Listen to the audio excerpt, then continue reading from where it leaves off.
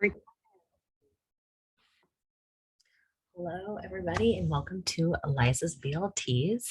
What's a BLT? It's a body love talk where we talk about everything from emotional eating, confidence, self-care, self-love, boundaries, and all the other things in between, mindset, everything. We talk about all the topics that revolve around our bodies and how we view them.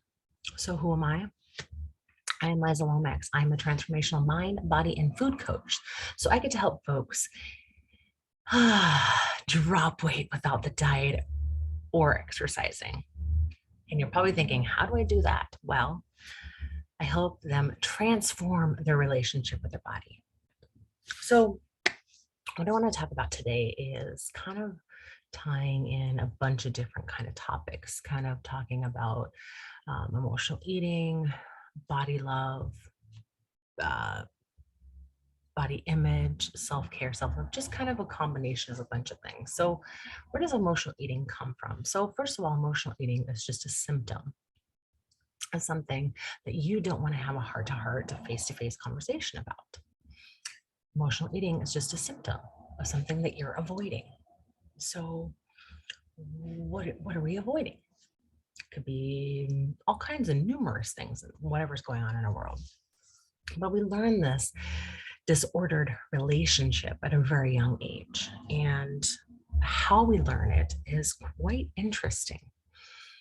So, what happens when you're a baby? Mom puts you in the high chair, the seat, and have food in front of you, and she just shovels it in. Just shovels it in, shovels it in, shovels it in.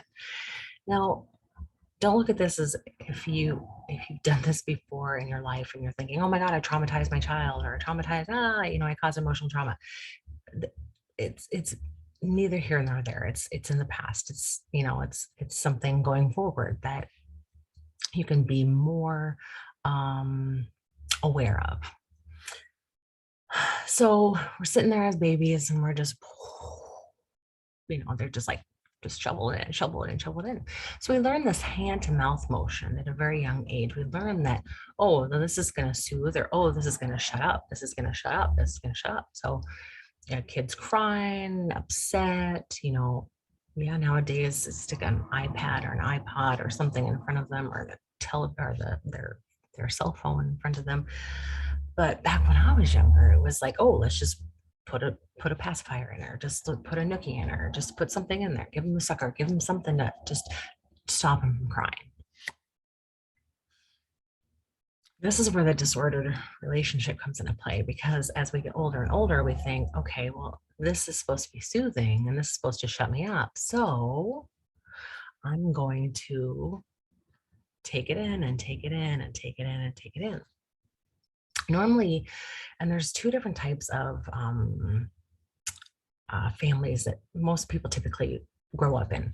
Either you grew up in a household that was full of abundant, everything, you have whatever you wanted, whenever you wanted, however much you wanted. And so you learned unhealthy eating habits that way. Or you came from a place of lack or scarcity where you didn't know where your next meal was going to come from. You had to sit at the dinner table and get there before anybody else that got there because you didn't know how much food you were going to get. Or you had to sit at the dinner table and eat all your food, or you were sent to your room. So you were punished if you didn't eat your food. Majority of the people are in that realm, the lack or scarcity. So we learn unhealthy habits that way, or we punish ourselves, or we get stuck in our heads that if we don't eat our food, we punish ourselves, we go to our room. So you don't get any food at all. So a lot of this disordered thinking comes up and up and up and up and up. And it's no wonder when we become adults, we have this relationship, this negative, disordered relationship with not only food, but with our bodies.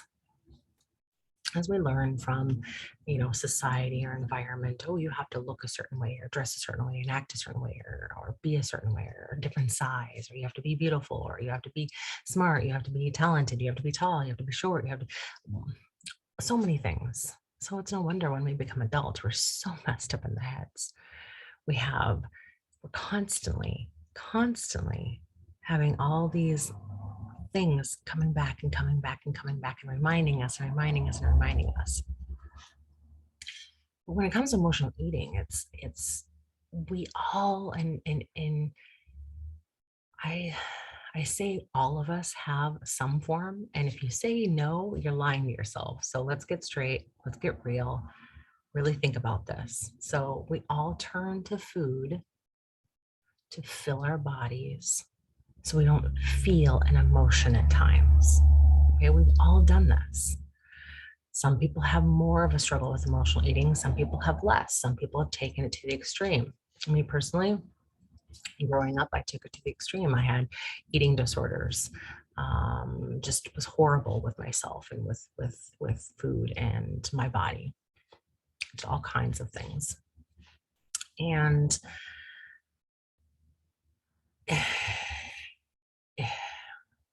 we learn these patterns, we learn these habits, these beliefs, and they carry on and carry on and carry on. And we get to that point in our lives and we're just like, we have to turn to that food for comfort, or turn to that food for stability, or turn to that food for some sort of happiness, when really it only gives us a 1 minute, 3 minute satisfaction.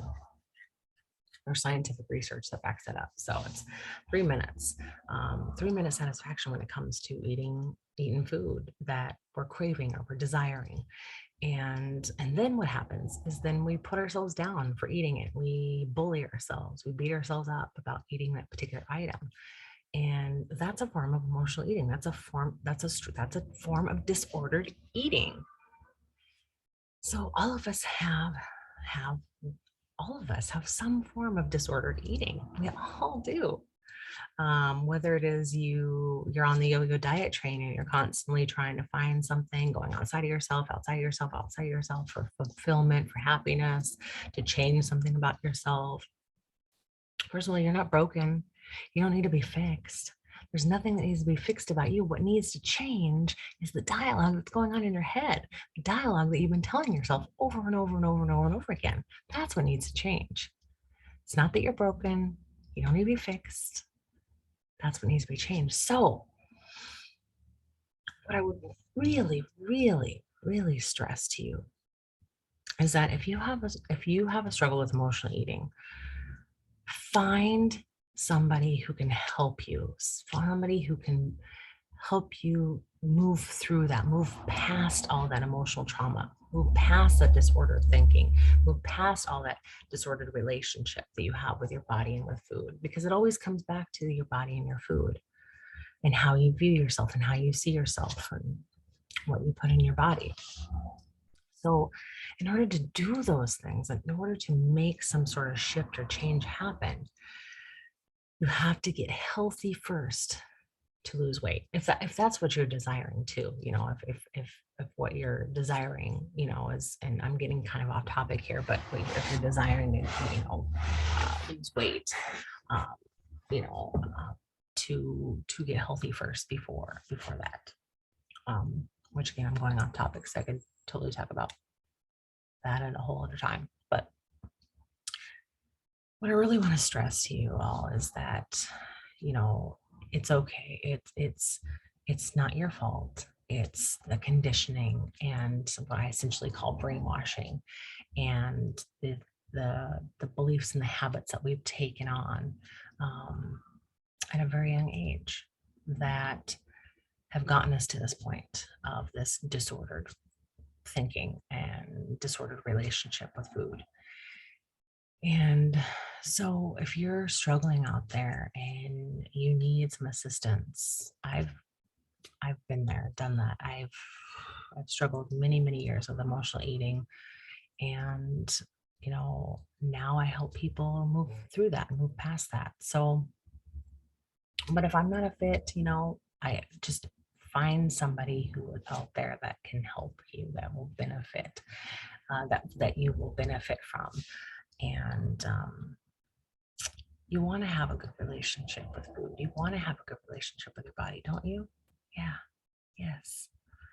So reach out and find somebody that will um, help you get through that and heal that emotional trauma and heal all that, heal those wounds and those blocks that you have, break through those blocks. So that's it for Liza's BLTs. So tune in next time for another wonderful topic. And be sure to hit the subscribe button below for when I release new videos, and check out some of my other content that I have on my page. So I love you all and have a wonderful day. Bye.